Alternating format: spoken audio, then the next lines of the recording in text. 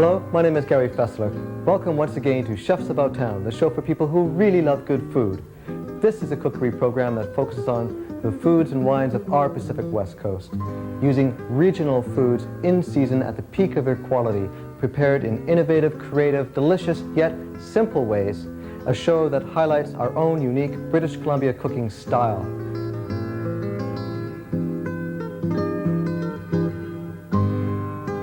Each week I'm joined by some of BC's most talented food and wine professionals. Together we create dishes that will delight and tease the senses. We'll cover it all, from the basic technique and method of preparing these foods through to the extraordinary presentation. We'll explore spectacular locations around BC. We'll take you air ballooning over the Okanagan Valley vineyards, scuba diving for shellfish off the west coast of Vancouver Island. In Summerland, we'll taste sparkling wine in British Columbia's only champagne cave. We'll travel to the beaches of Quadra Island and experience genuine native Indian cookery. So join us, won't you, for a taste of BC on Chefs About Town, British Columbia's refreshingly different food and wine series.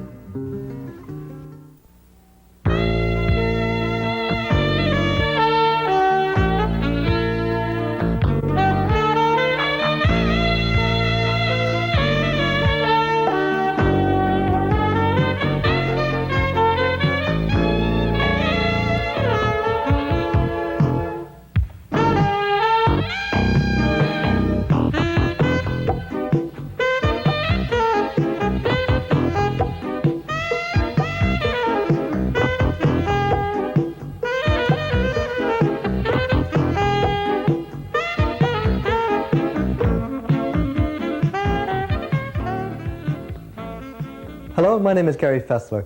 Welcome once again to Chefs About Town, the show for people who really love good food. This is a cookery program that highlights the very best chefs, restaurateurs, foods and wines of British Columbia. Case in point, my guests for today. They're from Sooke Harbour House, a very romantic restaurant inn by the sea on the south side of Vancouver Island. May I introduce to you Sinclair Philip, Ron Cherry. Ron? Hi, Gary. Good to see you. Sinclair? Hi, Gary. Nice to see you. Nice to be seen. The next time we go out scuba diving, could we use your T-shirt as camouflage? I don't know. I know, maybe not. Okay, fine. We'll blend right in. Talking about scuba diving, just the other day we went diving and we collected these incredible creatures which are found abundant in our waters. And Ron, you're going to prepare these for us today. Yeah, we want to do some urchins and an abalone. And this is a little green urchin, obviously. It's a green urchin, it's little and it's green. purple and red. So there's three types. Yeah. Oh, okay. And as I said before, we were fortunate enough to be on a charter boat. A friend of yours had a boat, and we went scuba diving. What was your friend's name? David Homer of David. Secretary Island Charters. He was very kind, and it was a beautiful boat to dive from. And it was a gorgeous day, and we had a very good underwater film crew, Water Visions. We had an internationally recognized underwater film crew headed up by Pauline Heaton called Water Visions, and they did an absolutely They spectacular were very job. patient with us, and they did a great job. Beautiful photography. Yeah, and it was a wonderful day. And let's take a look at that day's dive.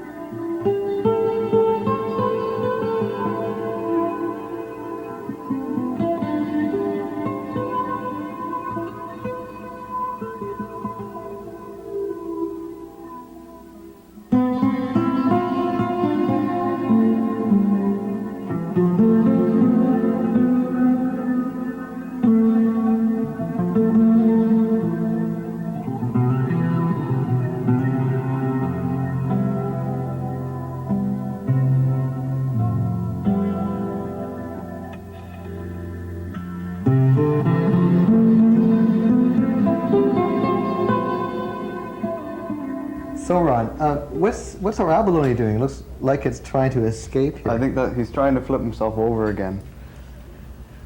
So he's trying to run away? Yeah, I don't think he'll get very far, Lucky but for us, he that's walks his, slow. that's so. his defense, yeah. Okay, so He's trying to get to English Bay, but he's dodging all the sushi bars. yeah, right. So where do we start? We're going to start Well- with the sea urchin soup? Yeah, let's clean a sea urchin. Okay. And you can see how that's done, Oh, and great. then we'll clean an abalone. Okay, great. Making soup.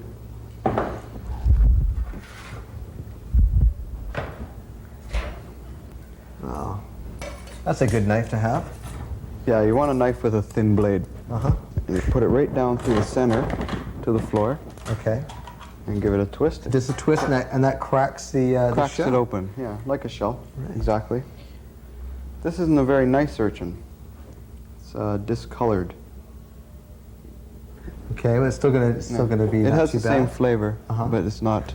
So there are different It's not a colors? rich orange color. There are different colors of roe. The primer colors would be more yellow or a richer golden orange color. I see. Yeah. One thing I'd mention, that's a practical way of cutting it open if you just want to get at the roe. Right. But if you're thinking of using the shell to serve it raw, it's better to go through the little Aristotle's lantern in the bottom and cut around. Right here. Yes. You can see on this And one. cut around the perimeter. See, if you cut through here and cut around the perimeter and cleaned it out, it's quite a beautiful serving dish. Oh, I see. That would be only if we were serving it raw. It's really quite heavy. It's just full Well, of this is full of and seaweed. water. Normally it wouldn't be nearly as heavy. Excuse me, Ron. Yeah. Let's put that back. Seaweed's very thick at this time of year, and they're heavy grazers. So there's the five row sacks, and this is the same family you were telling me of the starfish and sea cucumber. And if it were a smaller one and we open it up carefully, the roe would look, and we took it out very carefully, the roe would look just like a starfish inside. Like a It's star. quite beautiful. Okay. Next, I want to show you the abalone, and then we Okay. can get started on Yeah, the urchin great. soup. You just want to get them back in. Cut them off the shell, keeping it very close to the end of the base of the foot, I believe it's called, Sinclair. Yes, it's the foot.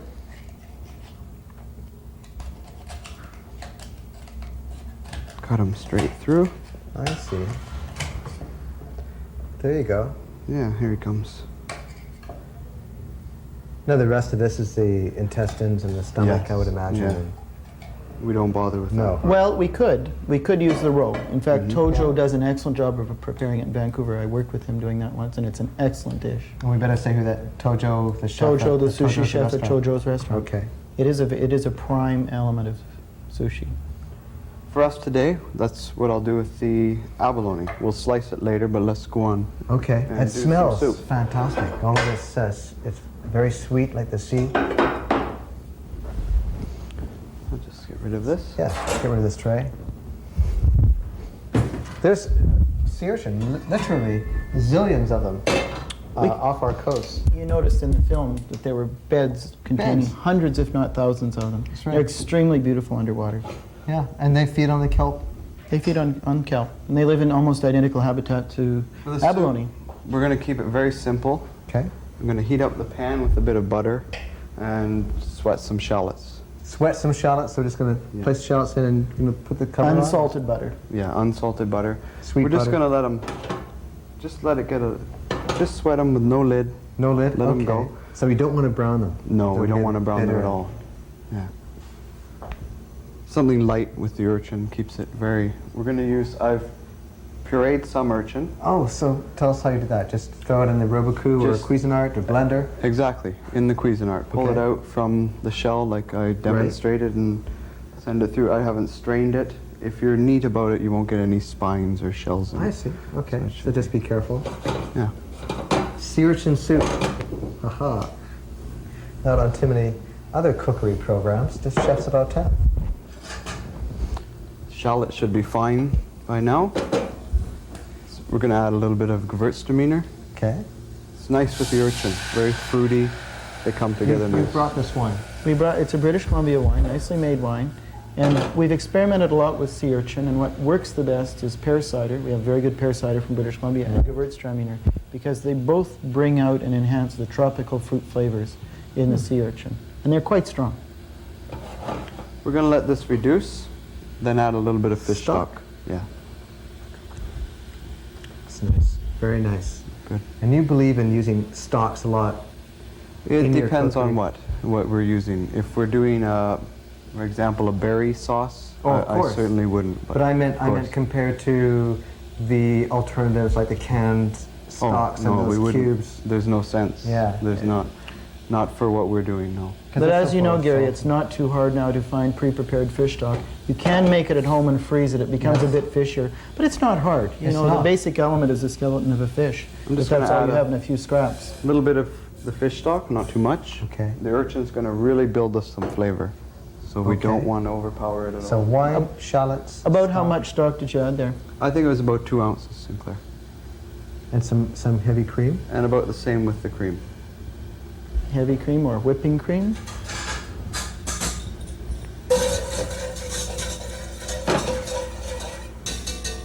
We'll just let that cook for a minute. Okay. Now we'll get our garnish ready. If you want to heat that up for me, just low. We're going to garnish it with some of the roe we took out whole. There you go. There you go. It's kind of hard to see without Yeah. with the camera lights. There's a fire.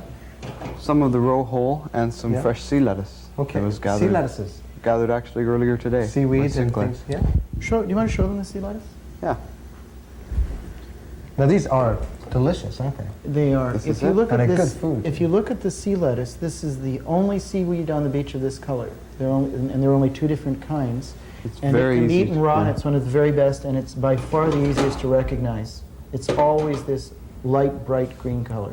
Can I just, There's no other seaweed of that. Sure, try it. It's good. We I'll picked probably it this wind up morning with- before we came over. with a piece of this in my teeth, but We picked it right For the in rest front of the show. for the rest Yeah. of the show. We picked it right in front of the Sooke Harbour house this morning. Oh, it's delicious. It's not too salty. It's really nice. It's I did spectacular. rinse this. Well, you did. So Yeah. that's a good idea Yeah. because I would figure I've I would, rinsed it in fresh water because of the tide movement. You get a lot of sand a and lot of brine. snails. Sure. Oh, a snail. I just had Yeah. a snail. That's Did you? delicious. Yeah. Just kidding. Periwinkle. Soft-shelled Periwinkle. snails. Yes. So how's this coming along? Do we I think we're reduce getting this too there. much longer, or Not too much. A little just bit. turn the fire up we a bit? don't want to. Once we add our urchin puree, we that'll can't. thicken it up a lot? We can't boil it again. It's almost like a liaison using eggs. It's going to curdle. Okay. So you want to put it in Good at point. the last moment. An extremely important point, because if you overcook sea urchin, it just takes just a matter of seconds. It tastes like egg, and you lose a lot of the tropical fruit flavors and the Yeah. nice texture and And they consistency. hold the consistency of this soup as well. would be In right. whatever preparation it is, you should only cook them very lightly. Okay. I'm also going to garnish it. What is The this? soup after. This is shiso. A Japanese name for Yeah. Red Sinc- shiso, that's the name we use as well. Beefsteak plant. There's green and red shiso. Now You'll something see it in purple in local. That's right. You'll see it in local sushi bars quite a Good. lot. It's very nice. very nice. Distinctive Mm. flavor. Grows well in British Columbia. It's a little bitter. Hmm. Nice flavor. It offsets the very Some fruity chives. flavors of the. Very simple, straightforward. All of these ingredients have been gathered. We went scuba diving, but the greens, the lettuces, have been gathered right outside. We grow them all at the Sooke Sooke Harbour house. It's going to give you a bit Sea of lettuce butter. grows itself.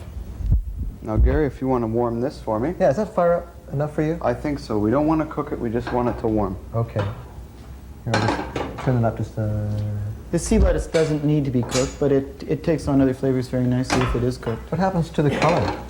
Well, we'll see. Darkens a bit. Once it's in the pan, we're going to add the urchin we took out. Just to get the chill off, you don't want to cool off your soup. Okay. I'm going to take about an ounce or maybe 2 of the urchin. The pureed urchin. Marvelous. A little more of the Gewürztraminer at the end. Do you think they could substitute pear cider in this dish? Absolutely. Also, one thing I think we should mention is if you can't get urchin, you could substitute basically the same soup with using oysters, especially at this time of year when they are a little bit milky and not quite Really? acceptable to Well, that's eat. interesting. It comes out very rich. Very nice soup. Okay, let's smell give it this now. a try. Yes. How long do you think we cooked it for there, Ron? 30 seconds? Yeah, not at all. I think you'll like it. And it's off the heat. Let's get it in the bowl. It's off the heat now. I turn the fire off here if that's okay, Ron. Yep, we're all set. Okay. Could I have the bowl maybe here? Yes.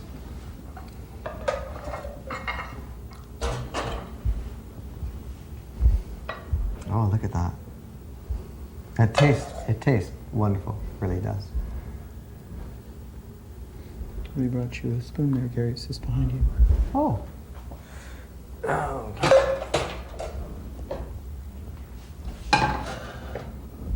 So before you... A very easy garnish.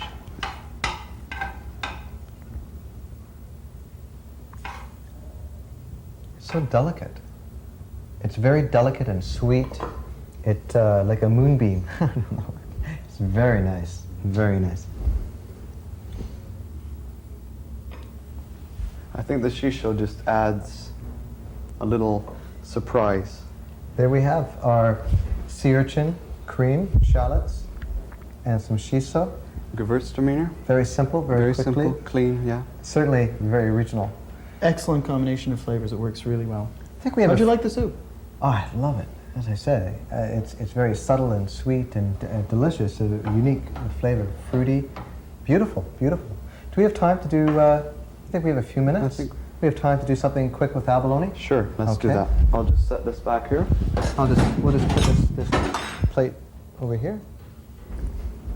That is gorgeous. Sinclair, why don't you pour us some of the wine that you brought? Good idea. I think actually that this would go extremely well with the sea urchin. That's why I've chosen it. Is this an Erenfelser? This is an Erenfelser from Gray Monk Cellars. It's one of the best wines made in British Columbia today by George Heiss, and it's an extremely successful grape varietal in British Columbia. It's a cross between Sylvaner and Riesling, and one of the most famous enologists in the world, Dr. Becker, came here from Geisenheim. Yes. And determined that it would probably be one of the very best grape varietals suited to this province. And he was right. And the Heisses have always done a good job with this, and Here, we'll so just has give us- Geringer, and so have a few others. But There you go, Ron. probably Gray Monk has been one of the most consistent, high-quality wineries within the province over the last 7 or 8 years, if not 10. Some of the best wines I've ever tasted I'd have like come to from them. explain on the abalone. I've taken it out, cut the foot out of the shell. There's one end you'll see is part of the digestion. Remove that and then start slicing. As thin as possible. Use a thin-bladed, really sharp knife. It's the only way to get it done. I'm not going to slice the whole thing, Gary. It's just for time reasons. We can get going here. Oh, sure. Could do an abalone with, let's do a gooseberry and anise hyssop. Oh, that sounds great. I love gooseberries. There's something very important I should interject here. Yes. What we haven't done is we have not pounded it, we have not cut it into steaks, and we have not Treated it. battered it. As If an you do offering. that, you will destroy it. It requires very quick cooking and should never be pounded. It destroys the quality and the flavor of abalone. Good point. So Yeah. slice it very thin, quick cooking, and you retain that, Very quick cooking. that wonderful, the essence. The And you can flavors. cut it with a fork. It's not the least bit tough. If you Very if you tender. pound it and overcook it, it remains very, very tough, like shoe leather. Okay, we'll just set this aside and we'll use that in our dish. Okay. And that's fine there. In this one, I've worked ahead and made a There you go. gooseberry, just a puree of the gooseberry. Okay. So we're going to add it. Hope my pan isn't Too hot? No? Good. We made it. And, We've chosen this one, to the the Erenfelser. Erenfelser. Because of its characteristics, it's going to go very well with the gooseberry. I find this varietal, you know, it's, this wine, it tastes of a little bit of apricots. It tastes of apricots and peaches. Peaches, and- that's it. Yeah, and a little bit of tropical fruit. It's quite amazing. There are a lot of different flavors in it. It's interesting how this peaches, apricots, these wines, these Germanic varietals really remind me of the Okanagan. They do, and yet this is quite dry. It's not a tall sweet. It's the 1987. Now, to cook the abalone, I want a very, very hot pan. As hot as almost smoking. You can use clarified, or if you're very quick, use whole butter, unsalted, of course. Melt your butter. In goes the abalone. it. Toss it basically just long enough to get it warm. In this pan, I'm reducing the gooseberry and Okay. the white wine. Just set this aside. That's finished now. That's it? That's done. The abalone's cooked. That's all we it. need to do there. This is... Nothing complicated. No, we always do simple, creative. It's quite odd too. North We're Americans going to add usually some butter to our puree. are surprised at this combination of gooseberries and seafood, and yet in France they have a gooseberry which is called groseille à maquereau, which means literally the gooseberry for mackerel. It's common with fish in Europe. Really? Because it brings that same kind of acidity to a richer kind of seafood. So that rhubarb might, or French sorrel, or lemon, or any citrus fruit. Just get rid of my pan. So it's a Stunning. traditional dish. It's a traditional approach. Stunning color. Beautiful color. Now this is the anise hyssop. I don't like to cook it. I find it too delicate. Okay, so It's nice to have it on there, and you can eat the leaves with part of your Okay, abalone. How would you like to put the abalone on love for me? to. If I have... There's see. some tongs for Okay. me. What do you think of copper ware, by the way, I like to it. cook with? I like it when you have Very, time. If you have the time to heat your pans properly. It's instant heat and instant yeah. off. In the middle, or where would you like it? Yeah, right in the center. Okay. Beautiful. Delicate, fresh, simple. And an extremely Easy good cooking. flavor combination. Now you can find abalone as well if you don't have any scuba divers in the family, or you don't dive yourself. Probably in Chinatown, I would imagine. Yeah, it's one of those few things where I don't believe it has to be fresh. It's very, very good if it's properly frozen. If But it's you looked should- after properly, you yeah, should- it's yeah, good product. It makes it even more tender, and you want to watch to make sure there are no little nicks out of the bottom. Okay. And if you buy it frozen and find blue liquid, don't be surprised, because that actually comes from the abalone So itself. that's all right. That's just fine.